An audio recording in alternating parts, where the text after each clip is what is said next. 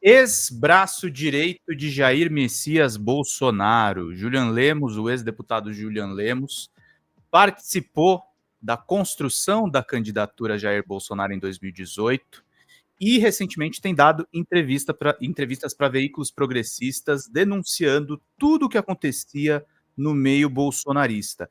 O Julian deu uma entrevista explosiva para o meu querido amigo José Fernandes, do Portal do José, que está repercutindo pra caramba nas redes sociais. Eu conversei com ele lá na Folha Democrata, e aí eu quero aprofundar alguns pontos daquela entrevista aqui no nosso programa Meteoro Repórter. Fala, galera! Meu nome é Pedro Zambarda, sou jornalista, colaborador aqui do Meteoro Brasil. O Julian Lemos me contou fatos, inclusive detalhes da candidatura do Bolsonaro que eu não fazia ideia. Para vocês terem uma ideia, segundo ele, e ele vai explicar para a gente em instantes, quem foi a primeira pessoa a ser cogitada para ser vice do Jair foi a ex-deputada Joyce Hasselmann. Depois o príncipe herdeiro da família real também foi cogitado. Também passaram outras pessoas até a decisão. A Janaína Pascoal, que deu inclusive um show num dos eventos preparatórios da campanha. E depois teve a escolha, enfim, do general Mourão. A gente vai falar do bolsonarismo hoje, da situação da extrema-direita, da esquerda, e como é que o Julian Lemos, como ex-apoiador de Jair Bolsonaro, vê todas essas situações hoje, depois da vinheta. Vamos lá.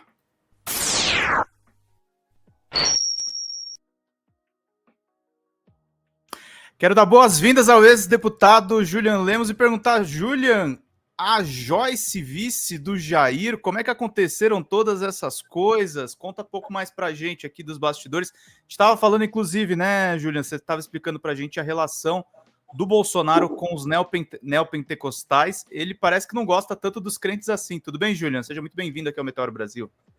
Olá, Pedro. Boa noite, né? Boa noite. Olha, boa noite, bom dia, o pessoal vai ver isso todo horário. Todo horário. Por isso que às vezes eu não falo, não é falta de educação, não, mas boa noite. A gente está fazendo a entrevista no domingo à noite. É verdade. Veja só, Pedro, o primeiro nome sugerido, né? O primeiro nome sugerido do então candidato Jair Bolsonaro foi o general Heleno, tá? Ele foi o primeiro nome, porque ele era um militar moderado, um cara que já tinha uma boa circulação dentro dos governos, era um cara que realmente, assim, tinha uma... Ele podia ser um equilíbrio ali entre Jair, já que o próprio Jair Bolsonaro era visto com muita desconfiança no meio dos militares.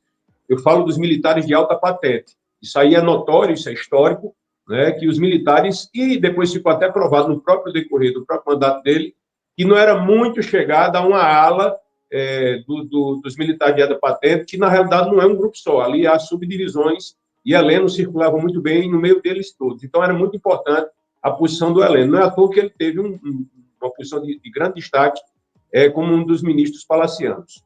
E a Joyce, por um pequeno período, mas assim, um momento, né? Ela foi cogitada porque ela não era conhecida através da política, e sim através da sua oratória muito bem feita, era muito inteligente, articulava bem, era uma jornalista, tinha escrito o livro do Moro. Então, foi sim ainda ali de forma muito superficial, só que após esse primeiro contato, que Bolsonaro me ligou e pediu para eu falar com ela, tá? Parece que ela entrou em contato, ela entrou em contato, e Jair Bolsonaro, no primeiro contato, não falava com ninguém, isso é fato, tá? Não falava com ninguém. Então, eu entrei em contato com ela e marquei essa agenda.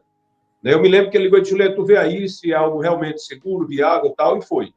E a gente foi no Piauí e a Joyce estava lá, tá? Estava lá no Piauí, a gente teve no apartamento dela. Eu tenho não só as fotos, como os vídeos dessa reunião. Estava presente eu, Bolsonaro, ela e minha esposa. E, nesse momento, a gente estava lá conversando e ela dando os conselhos a ele, conselhos bons, visão, jornalismo, aquela coisa toda que ela sabia. Depois dessa reunião, ele teve uma boa impressão, mas depois ela se encontrou com Bolsonaro e Eduardo em São Paulo. Aí foi nesse encontro que desandou. Aí ela realmente foi cogitada para ser deputada federal. Porque o pessoal é um pessoal assim que, quando vê muita energia numa mulher, ele se retrai, tá? É como se tivesse ali não quero usar um termo muito machista, mas assim, gera insegurança. E no núcleo duro da política brasileira, todo mundo sabe que mulher é difícil se criar. Uhum. É difícil se criar, né? Ainda mais no meio do bolsonarismo. Tanto que você falou, né, Júlia? Então, o primeiro nome cogitado foi do general Heleno. Já estava se pensando, então, numa aproximação com os militares, apesar daquele livro do Geisel, né? Que falava que o Bolsonaro é mau militar, ele já tinha essa fama dentro dos quartéis, né? E o Heleno só deixou de ser o candidato porque teve um problema, porque ele não tinha se filiado a um partido que poderia realmente ceder Jair. Jair não, o nome dele para ser vice, e não dava mais tempo de trocar de partido, e o partido não liberou o general Heleno. Senão teria sido ele, sim. Entendi. Tem uma... E a história da Joyce e da Janina Pascoal é porque eram mulheres e davam uma certa aliviada, suavizada na chapa de presidente. Mas nenhuma das duas realmente foram aprovadas no final. E a Joyce tinha muita audiência no Facebook, né? A gente estava falando sobre as transmissões, né? Muito bem. Justiça seja feita. E ajudou bastante ele. Ajudou bastante ele a ser eleito. Uma questão... Ela foi a primeira mulher de projeção nacional que chegou junto de Bolsonaro. A segunda foi a Janaína. Eu estou falando de projeção, tá? Foi a Janaína Pascoal.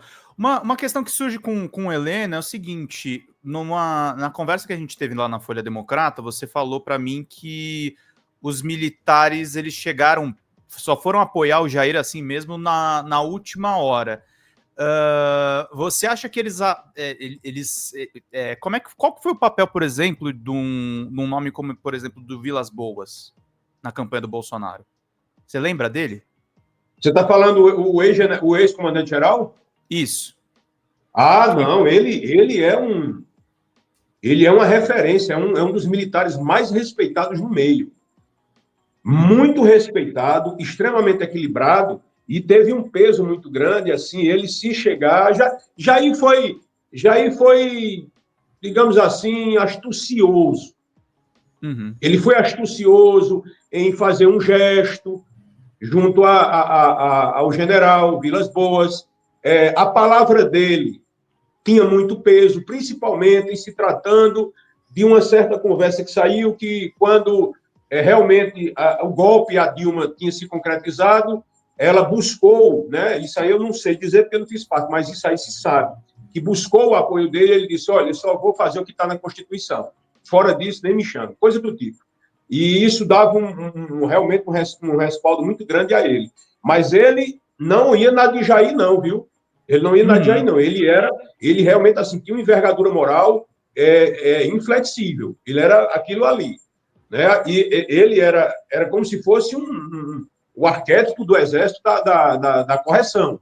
E aquela doença dele ali agravou-se muito. Jair realmente tinha muita consideração por ele, do meio para o fim. O que ele falasse não valia mais nada para Jair, mais não. Porque quando se partia para se ter o equilíbrio, para se ter uma temperança, para se ter algo realmente assim, que fizesse jus a uma presidência, aí não, meu amigo, aí você era jogado fora rapidinho, como foram vários. Inclusive, o general Santos Cruz. Amigo de 40 anos de Jair. Santos Cruz era unha e carne do Jair Bolsonaro e foi largado desse jeito, Julian? Ele alertou você sobre ele? Deixa eu te falar. O modus operandi era idêntico. Você pode reparar no que eu vou lhe falar. E você aí que está me ouvindo, você que é meu irmão de centro-esquerda, esquerda, você que não é nada, você que é de direita e está insistindo aqui em ainda me ouvir. Deixa eu te falar. O modus operandi era o mesmo. Bolsonaro nunca foi homem, nunca teve dignidade, nem lealdade a ninguém para ele mesmo resolver os BOs dele. Então, quem é que começava a atacar? Comer pelos calcanhares? Carlos Bolsonaro. Pode reparar, era Carlos Bolsonaro que faltava com respeito aos generais, chamava de comunista. Era quase uma jogada ensaiada, né? Era sempre ensaiada. O Carlos Bolsonaro era tido na família como pitbull de Bolsonaro. Era nada. Eu digo isso, eu não digo isso de forma pessoal, entendam. Ele chamava de pitbull, mas ele sempre foi um bunda mole. Ele sempre é o cara. Veja só, no momento que você ataca alguém por trás do celular, no momento que você não chega assim como eu estou fazendo num vídeo e usa a sua palavra, sabe, usa a sua retórica para falar e é só no dedinho, você é um frouxo. E ele fazia isso, fez isso com Santos Cruz, fez isso com Bebiano, fez isso comigo, porque Carlos Bolsonaro, falando, ele se enrola, porque ele não tem essa habilidade. Bolsonaro quis fazer daquele idiota um gênio. E você sabe as consequências de você chamar um idiota de gênio? É isso aí, uma pessoa sem nenhuma noção do que fala. Então, ele era extremamente estúpido, grosseiro com os generais, que o próprio Jair convidou, rapaz. Então, como Jair não tinha condições morais de botar para fora, demitir, então ele fazia com que as pessoas se tornassem pessoas constrangidas no cargo que tinha. Se você for reparar o áudio, escuta o que eu estou falando, o áudio de Jair com Bebiano, aonde quando Jair foi se internar no hospital, foi internado no hospital e Bebiano foi proibido de ir, e depois ficou uma história que Bebiano disse que tinha falado com ele, ele negou que Bebiano tinha falado, saiu no Antagonista, saiu na Folha, e Carlos Bolsonaro chamou Bebiano de mentiroso. Veja que isso é coisa de moleque. É coisa de moleque. Você pegar, permitir que seu filho chame um ministro imediato. Um amigo de 40 anos, né? Além de tudo. O Bebiano era um ministro palaciano, advogado de Jair, o Santos Cruz era um ministro palaciano, ali, ó, porta com porta, e Carlos Bolsonaro chamando de comunista, de mentiroso, coisa de moleque, rapaz, coisa que não se diz na cara do outro, não. Porque Carlos Bolsonaro, ele teve algumas oportunidades de estar comigo, inclusive depois de deputado. Por que ele não vem em mim? Certa vez eu peguei e tive um bate-boca com ele dentro da Globo News, ele lá com aquela cara feia dele, de psicopata, e eu cheguei lá e disse, amigo, o que é que está acontecendo? Me diga aí para a gente passar limpo. Não, Juliano, distensiona, cara, não sei o que, é um papozinho de malandro, sabe? Aqueles malandrozinhos lá do Rio de Janeiro. Quer dizer, para cima de mim, bicho, homem que é homem tem que segurar o seu BO, tem que dizer, não, cara, eu não gosto de você, acho que você está exagerando nisso aqui. Homem age assim. Claro. Covarde é que age no ostracismo. A arma dos covardes é o ostracismo. É assim que eu aprendi. Claro. Não, e é uma coisa que é o que a gente estava conversando até antes da gente começar a entrevista, é o que torna a saída do bolsonarismo um caminho sem volta, né, Julian? Porque você é detonado, você é difamado. Até dando o devido crédito, eu comecei falando da Joyce sendo uma opção de vice, a Joyce teve muito peito de virar e falar, olha, tá rolando uma coordenação para os caras detonarem as pessoas do próprio governo, né? Que divergem um pouquinho. Os filhos já vão lá e atacam, né? Julian? Voltou a gravação aqui, vamos lá. Então, que eu tava falando para você, a Joyce teve peito, então, de denunciar ele e mostrar o esquema dos filhos, né? Como é que eles escolhiam alvos para detonar. É isso que você tá falando do Carluxo, né? Na CPI das fake news, lá, que citava o gabinete do ódio, tem um áudio de um assessor de Eduardo Bolsonaro chamado Dudu. Era Eduardo, mas chamava Dudu. Dudu Hugo. Aonde ele fala explicitamente, o próximo tem que ser Julian. A gente não pode deixar esses canalhas voltar para Brasília. A ordem agora é detonar eles. Esse era o modus operandi. Eles não eram pessoas de diálogo, de sentar, conversar, dizer, cara, você exagerou, seja o que for, não. Eles simplesmente, descartam as pessoas de uma forma muito rápida, de uma forma muito, muito injusta, sem nenhuma necessidade de fazer isso, entende? Essa é que é a grande dificuldade. Amor? Essa que é a grande dificuldade. Ó, tô te ouvindo ainda. Tá tudo certo aí? Tá. Não, tranquilo. E o Julian, da mesma forma que ele descarta as pessoas com facilidade, você me contou também que a Michelle Bolsonaro tem uma relação muito forte com os evangélicos, com a igreja dela, e ao mesmo tempo o Jair não tem nenhuma relação. Como é que o bolsonarismo conseguiu penetrar tanto nas igrejas, Julian? Não, deixa eu te falar. A Michelle, ela frequentava a igreja do Rio de Janeiro, como qualquer Batista outra... Altitude, né? Aquela lá. O brasileiro frequenta uma igreja. Só que isso se tornou um gancho, uma oportunidade de cooptar e se capitalizar nesse meio evangélico, que é um meio conservador, mas que, ao mesmo tempo, não faz ideia do que exatamente seja conservador, e esse lado social e posso dizer, filosófico também da esquerda. Então, se bota no balaio alguns fake news. Uhum. A Michele Bolsonaro tem uma aproximação muito forte com a igreja dela, e você me disse que o Jair não tem identificação com os evangélicos, com os neopentecostais. Você pode explicar um pouco para a gente melhor isso? E por que o bolsonarismo deu tão certo entre os pastores? Vamos lá, Michele, ela já frequentava a igreja como qualquer outro brasileiro, como várias pessoas frequentam, enfim. Mas isso não era... Isso era irrelevante para Jair enquanto deputado. Quando se tornou candidato à presidência, e existia ali o meio evangélico, o meio pentecostal, um tanto órfão de um padrinho e de um apadrinhamento em nome dos valores que a igreja defende. Então, isso foi visto como algo que poderia ser capitalizado, uma oportunidade de potencializar esse espaço que Jair não tinha. Porque se você reparar, Pedro, Jair é tudo aquilo que o evangélico em si não gosta. Jair chama palavrão. Jair não é exemplo nenhum de casamento. Jair é um péssimo pai. Jair é um terrível amigo. Jair não cumpre palavra. Jair, eu não vou entrar em outros pormenores aqui, íntimos, porque aí eu estaria sendo grosseiro. Isso aqui não é um papo de fofoqueira de calçada. Mas o que eu quero lhe dizer é que tudo aquilo que o evangélico não gosta e não vive, Jair Bolsonaro representa. E por que esse homem se tornou, segundo alguns líderes evangélicos, o enviado de Deus? Porque é muito fácil enganar o evangélico. Basta você ir na igreja dele, saudar com a paz do Senhor. Olha, meus irmãos, saudar com a paz do Senhor e de soltar um versículo lá. Se disser um versículo, até aqui me ajudou o Senhor é meu pastor, nada me faltará, a galera entra em êxtase. Está circulando vídeos aí recentemente, agora dessa forma. Então, essa situação em relação a esse espaço que Jair alcançou é onde a crítica vai também para a esquerda, que não tiveram interlocutores que mostrassem exatamente, por exemplo, que Lula foi quem mais teve ações a favor dos evangélicos no Brasil. Uhum. Isso é fato, amigo. Sim. Entendeu? Quando fez, inclusive, dias nacionais do evangélico, quando, sabe, Lula foi uma pessoa que realmente fez o papel de um presidente, ali fazendo com que o evangélico tivesse seu espaço, de todas as religiões. Lula é um cara democrático nesse sentido. Eu não sou representante de Lula e nem estou falando em nome dele. Eu estou falando que Jair Bolsonaro, ele, na realidade, ele é uma farsa diante daquilo que ele prega nas igrejas. Eu me pergunto, esses pastores, muitos deles, que chegaram a profetizar em nome de Deus que Bolsonaro seria reeleito. Eu estou mentindo? Seja sincero aí, meu irmão evangélico. Eu estou mentindo? Era uma verdadeira chuva de profecias que se provou que era só coisa humana.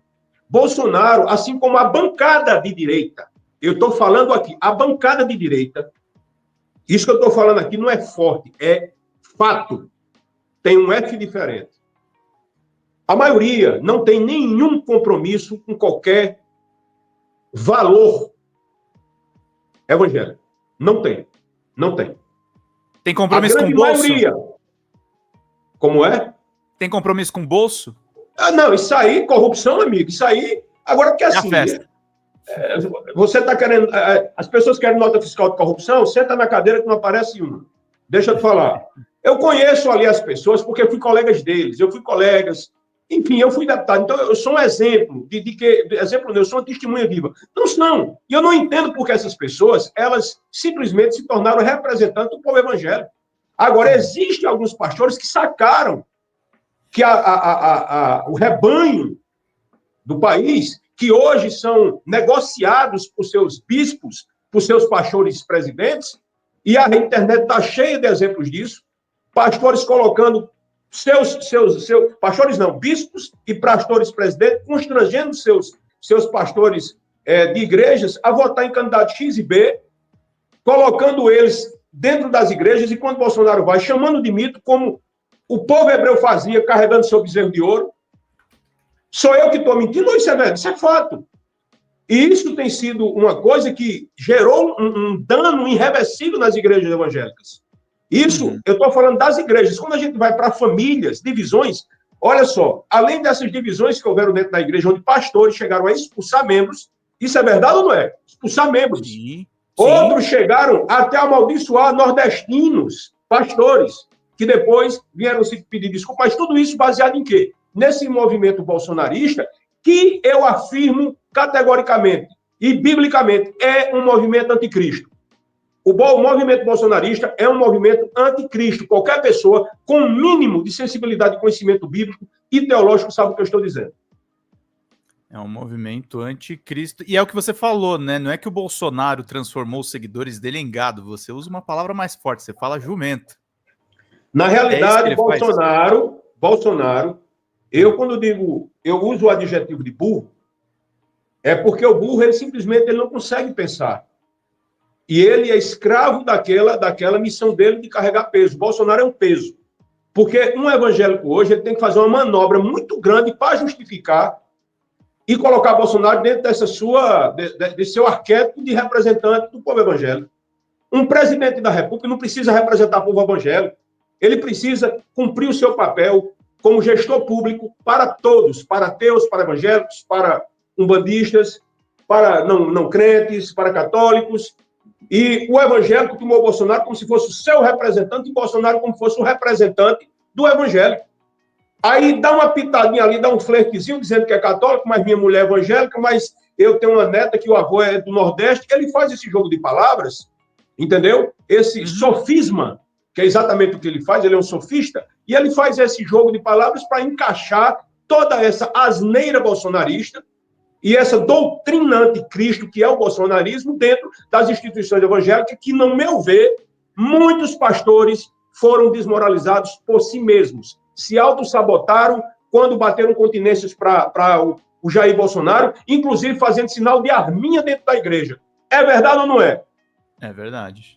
Na verdade, encarnaram o anticristo se dizendo cristãos, o que não tem nada pior, né? É o que eu falei.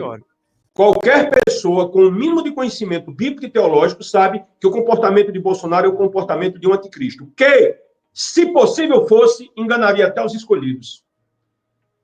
Exatamente. Ó, declarações fortes aqui, Julian Lemos falando também dos evangélicos. Deixa eu te fazer uma pergunta muito franca aqui, se você puder explicar pra gente, porque eu tô te procurando já faz um tempo, você já tinha falado do Carlos Bolsonaro. Por que você decidiu falar só agora? Não. Eu já tenho falado há muito tempo. Você critica o Jair há muito tempo, isso é verdade. Mas tô falando assim. Não, mas o Carlos Bolsonaro também. Na realidade, o Bolsonaro ele chegou de forma secundária. O primeiro foi Carlos Bolsonaro. O Carlos Bolsonaro, eu cheguei a dizer que ele seria o grande responsável pela futura derrota de Jair Bolsonaro. E não teve outro jeito, foi o que aconteceu. Porque Carlos Bolsonaro, ele realmente não é uma pessoa com as faculdades mentais em perfeito estado. Ele não é. Isso é fato. Agora, é uma pessoa que gerou tudo que é ruptura política de pessoas muito próximas de Jair Bolsonaro. É uma pessoa que, por exemplo, ele tentou fazer isso com Michele Bolsonaro. Michele Bolsonaro criou uma estatura, um tamanho, que foi o único que pegou se opôs a ele. Michele Bolsonaro tem mais estatura e mais moral em relação a Carlos Bolsonaro do que o próprio pai. Porque se Michele disser, é até aqui e daqui não passa, Carlos Bolsonaro não passa, não. Isso é fato. Ele tem medo dela? Amigo, eu não diria medo. Como uma boa estrategista, e eu vou lhe falar uma coisa, uma mulher quando é inteligente, amigo, até o diabo senta numa cadeira para aprender. Ela deve saber muita coisa ali. Michele Bolsonaro hoje, ela é autônoma, cara. Olha, qualquer um ali anda na sombra do pai. Flávio, Eduardo, Carlos, o menino lá que foi eleito vereador. Agora, Michele já é o Sinforoso, né? É o Sinforoso, é o boneco Sinforoso. Olha, se hoje Michele deixasse Jair, ela poderia dizer qualquer coisa, inclusive da motivação da separação. Jair Bolsonaro tinha que ficar calado, senão quem perdia era ele. Só estou lhe dizendo isso aqui. E ela seria eleita senador com ou sem ele hoje. Agora, se Michele sair de lado de Bolsonaro hoje, eu não sei se Bolsonaro seria reeleito nem a senador, nem a nada. Depende tudo hoje de uma palavra dela. Eu tenho minhas críticas a Michele, mas eu tenho a humildade de dizer, ela é danada. Ela é esperta. E ela também, Julian, dá para dizer que ela conseguiu uma boa aliança com o Valdemar? Onde é que você está querendo chegar, meu amigo? Não tô insinuando, não tô insinuando absolutamente nada. Eu tô dizendo assim que o PL também tá talvez ganhando uma autonomia em relação ao Jair, né? Vou te falar uma coisa. Se fosse para escolher hoje entre Jair e Michele, Valdemar ficaria com Michele. Porque, na realidade, Michele é boa de jogo. Você vê que ela tem uma simpatia, cara. Eu me surpreendi com Michele. Michele joga bem o jogo. Mas Jair é um indesejado necessário. Ninguém gosta de Jair, cara. Jair não é amigo de ninguém. Jair não é um cara de bom papo. Jair é um cara incapaz. Ele tem os votos, né? Ele tem os votos. Ele tem o capital político dele.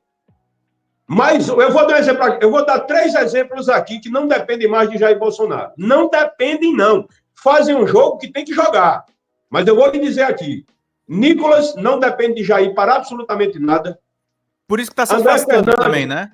André Fernando do Ceará não deve homenagem mais nenhuma a ele, já anda por si só. Michele também, e Jair sabe disso. Só que Jair não tem mais controle dessas pessoas. E o quarto, que tem autonomia e já tem o seu grupo, a parte de Jair, chama-se Tarcísio de Freitas.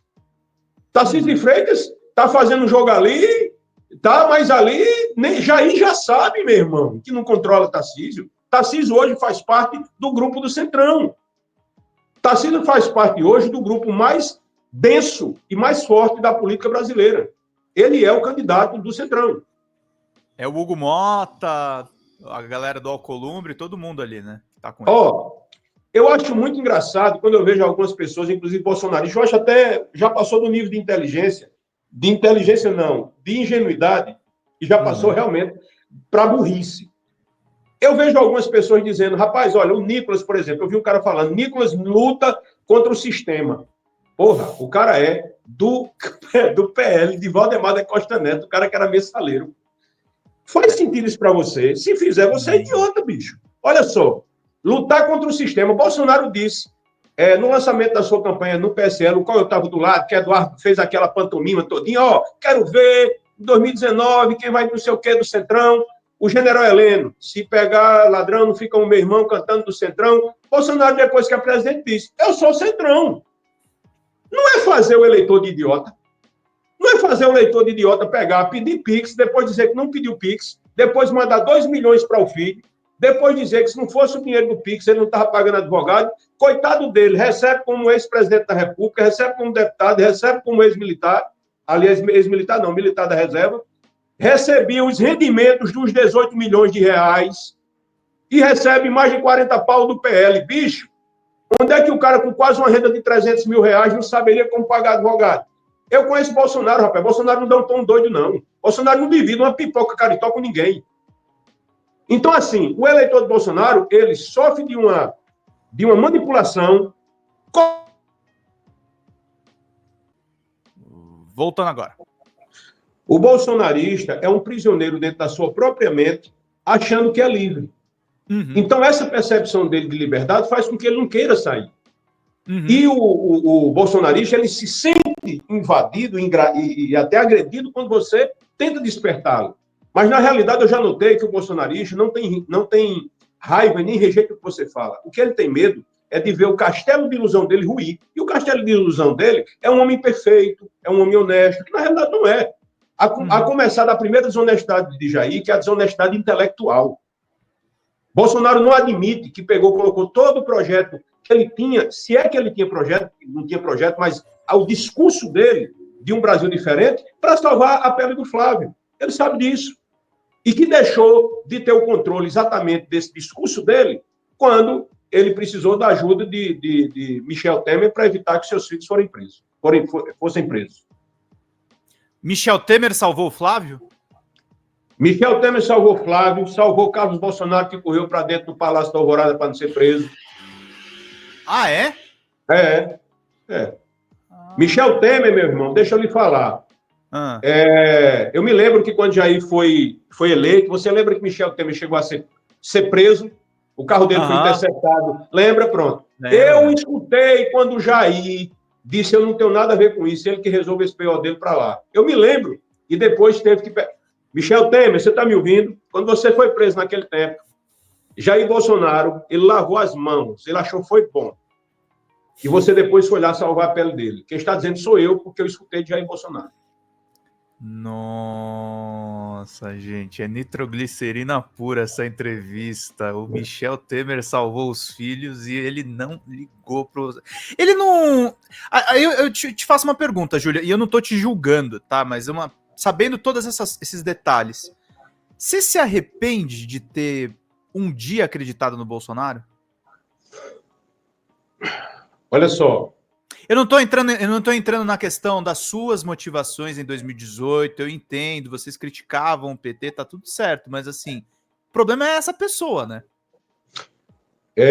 Pedro, fica tranquilo, cara. Eu já sou um cara com quase meio século, sou avô, eu sei o que é a vida. Eu não nasci em berço de ouro e nem fui eleito aos 17 anos de idade para ser vereador. Eu, na realidade, amigo, não herdei herança política. Eu sou um cara vivido. Então, não existe uma pergunta que você faça que possa me agredir, nem me sentir assim um assado. Eu vou lhe responder. Eu na realidade, arrependimentos eu tenho de mim. Uhum. Agora, é um arrependimento compreensível, porque eu não tinha experiência política. Eu usava o meu rosto e Bolsonaro usava uma máscara. E quando Bolsonaro, já próximo ao primeiro turno, dentro do apartamento dele, tomando um copo de vinho, eu me lembro que era até aquele copo de geleia, a gente tomando naquele copo simples um vinho lá, e ele disse a mim, vem cá, você conhece, você confia em mim?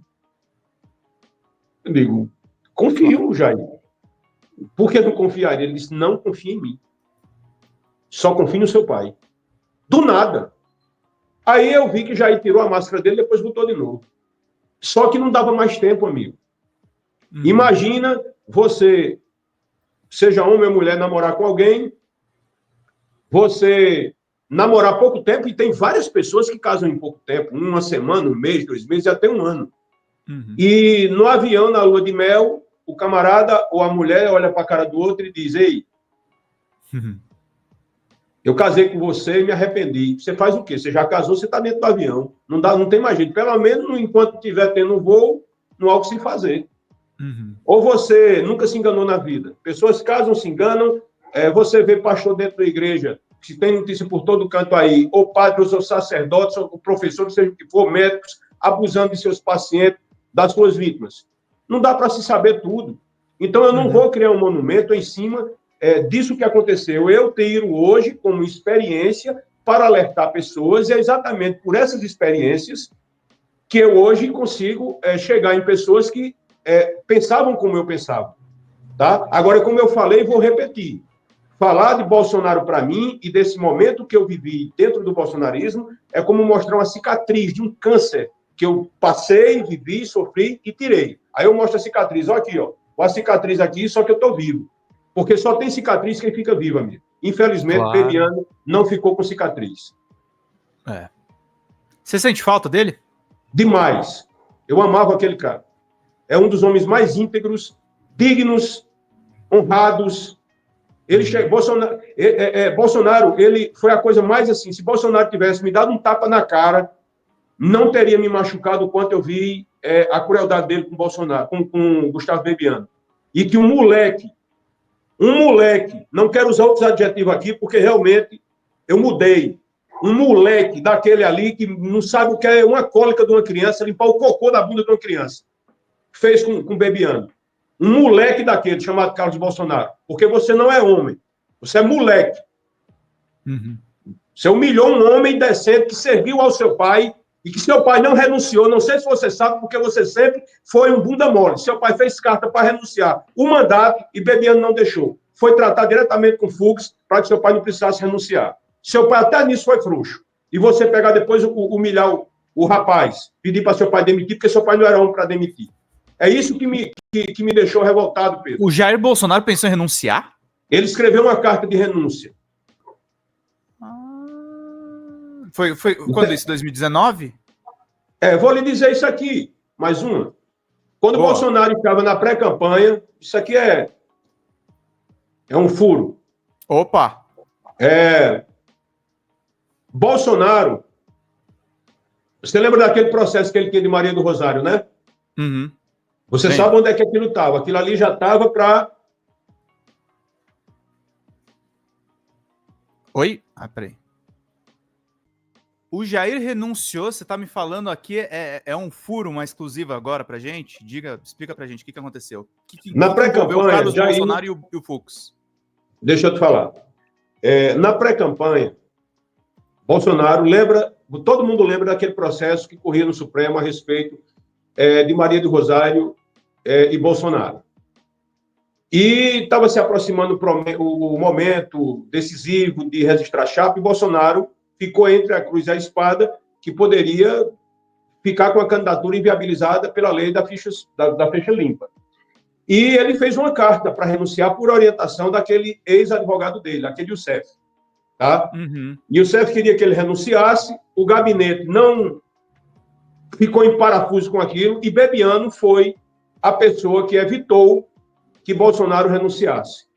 Bebiano tinha uma amizade de muito tempo com o ministro Fux.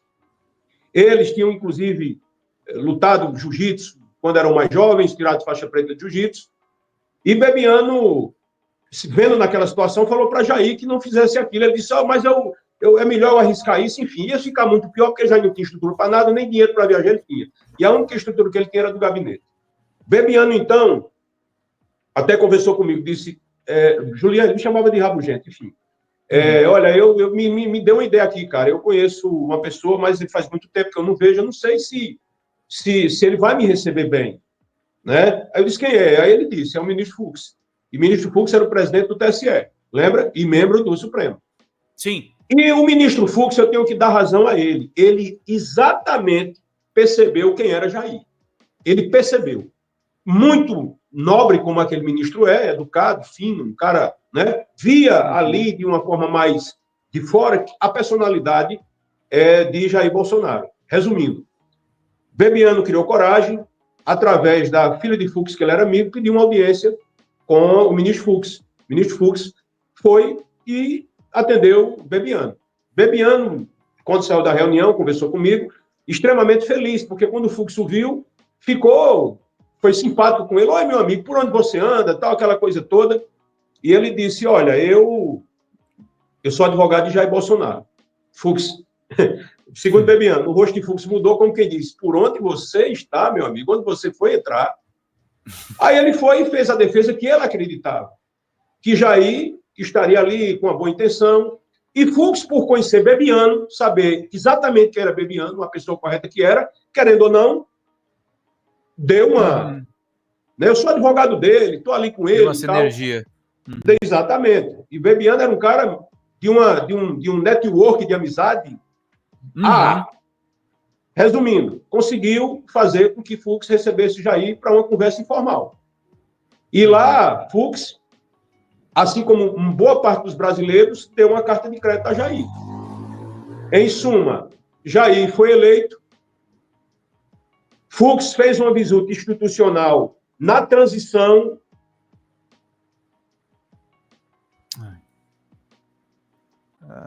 Voltou, vamos lá. Para você ver a falta de caráter de Jair, Fux chega na transição e faz uma visita institucional, que é normal, assim como Gilmar Mendes fez também quando ele era presidente, isso é natural que se faça. E Fux, ao entrar na sala de Jair, Jair não chamou quem? Bebiano. Veja que pessoa... o advogado dele. Resumindo, Fux mandou chamar Bebiano. E segundo Bebiano me falou, só estavam os três, e Bebiano é uma pessoa extremamente verdadeira, disse que Jair... Isso foi na campanha, não foi no primeiro Não, ano? não, Jair já estava eleito, cara. Já estava eleito. A visita de Fux Jair já estava eleito, isso foi na transição. Ah, tá. Essa conversa com Fux foi antes de acontecer tudo. E na sala lá da presidência, na transição, Fux olhou para Jair, já eleito presidente, e disse: você não me deve nada. Você deve a ele. Levantou e foi embora. Bolsonaro, meus irmãos brasileiros, e meus irmãos nordestinos, ele é cruel, ele é mau. Bolsonaro é mau. Qualquer psicólogo, qualquer psiquiatra pode traçar o perfil e o diagnóstico de Jair. Jair tem dupla personalidade, ele é mau e ele tem ausência de empatia. Ele é um sociopata. Eu acho que a gente pode terminar aqui porque essa entrevista tá explosiva. Julian Lemos, queria te agradecer muito essa conversa, pela confiança, por a gente poder trocar essa ideia. Mandar um abraço para você e para os seus familiares aí. Qualquer coisa, conta comigo, conta aqui com o pessoal do Meteoro para a gente conversar mais a respeito disso tudo. Isso é um arquivo e a gente tem que conversar aqui para tornar tudo público e combater o bolsonarismo, né, Júlio?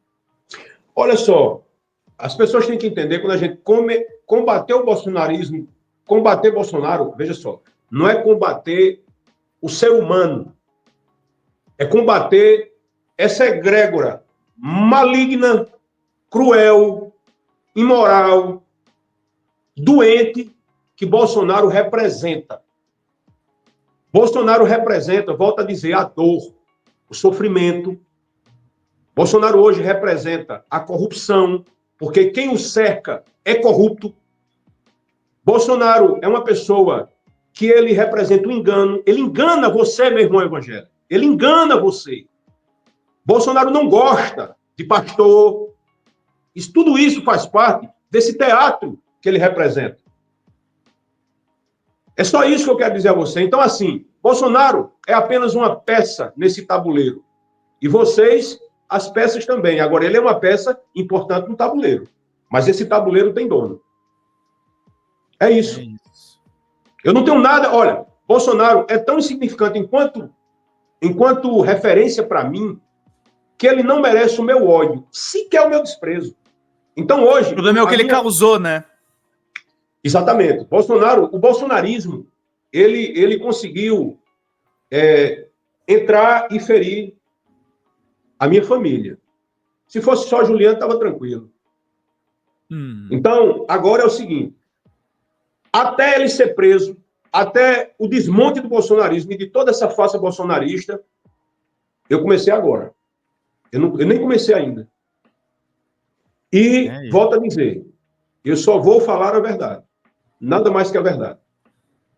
Não, você está falando coisas muito sérias. Essa história da renúncia, por exemplo, eu não fazia ideia, envolvendo inclusive o ministro do Supremo e o quanto ele não reconhecia o trabalho do Bebiano, né? Ministro Fux, eu não sei. Ministro Fux, eu não sei se o senhor verá esse vídeo. Não sei, a internet de hoje deixa a gente muito próximo. Por que ele tentou renunciar? Porque não tinha jeito. Fux ia impedi-lo. Entendi. Olha só, a internet é muito curta. Assim, aliás, o mundo é muito pequeno com a internet, né? Não é que a internet seja curta. Ministro Fux, você tinha razão. Você sabe que você tinha razão. Você sabe que Bebiano lhe visitou, um homem digno. Você foi muito digno também. Você deu uma chance ao Brasil. E também soube resolver quando era para resolver. Mas você sabe que o que eu falo é verdade. Exatamente. Julian Lemos, obrigado pela coragem, meu querido. Se cuida. Bom descanso aí no sítio. Teve algumas pequenas interrupções na entrevista, gente, mas foi algumas intercorrências aí da internet, mas o pessoal que vai assistir num tiro só tudo que você falou. Porque eu tô longe, eu tô muito longe no meio do mato. Para me achar aqui só forças especiais. Só as forças especiais, tá homiziado, tá se protegendo também com essas revelações todas. Juliano, um Pedro, abraço. Olha, cara, agradecer a você, e eu quero aqui agradecer a todo o pessoal progressista de centro-esquerda, de esquerda, que tem falado comigo. Olha, é muito acolhimento. Você tá se descobrindo de esquerda, Julian? Conta pra gente. Como é? Você tá se descobrindo de esquerda? Qual que é essa história? Vem cá, eu, na realidade, nunca disse que era de esquerda. As pessoas estão dizendo que eu sou de esquerda. Agora, ser de esquerda é o quê? É ser alguém que tem um olhar social? É ser alguém que tem compaixão? É um cara que fala a verdade? Ser de esquerda é o quê, afinal de contas? Porque não é só ser contra o bolsonarismo. Eu sou isso aqui, eu não mudei, eu sou a mesma coisa. A prova é que eu vim de lá, mas não era um deles. Agora, é o pessoal que olha para mim e diz que eu sou de esquerda. Agora diz que eu sou um conservador de esquerda com pitadas de progressismo. Veja que sarapandaia danada. E eu acho isso muito bacana, cara. Esse é o Brasil, Julian. O Brasil é essa coisa maluca mesmo. Olha, já veio mãe de santo, pai de santo, já veio espírita ateu, já veio evangélico, já veio tudo que você possa imaginar aqui, me saudar e dizer que está muito feliz comigo. Então, cara, na realidade, eu acho que eu sou a representação do povo brasileiro. Eu estou muito feliz por isso. Tomara que o presidente Lula veja essa entrevista, viu? É importante para saber essas mensagens todas e isso é muito relevante. Julian, se cuida, meu querido. Até mais. Um abraço. Abraço, irmão. Tchau, tchau. É isso, gente. Meteoro Repórter importantíssimo aqui com o Julian Lemos, ex-aliado do Jair Bolsonaro, trazendo detalhes explosivos. Vocês vão ver aqui no programa completo e também lá nos cortes no Meteoro Brasil. Vamos de vinheta final, gente, para a gente poder encerrar bem a entrevista.